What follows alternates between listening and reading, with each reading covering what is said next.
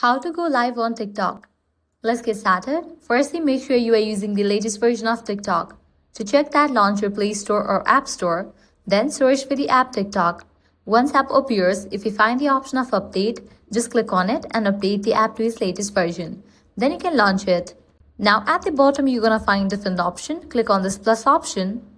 With that, your camera will open up. Now at the bottom, you're gonna find the option of post, create and live. You'll need to click on that option of live, then click on go live. With that, countdown will start and you'll be live on your TikTok account.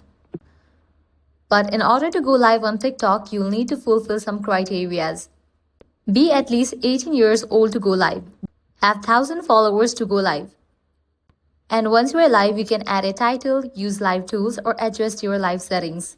So that's how you can go live on TikTok. If this guide helped you out, don't forget to like, share and subscribe.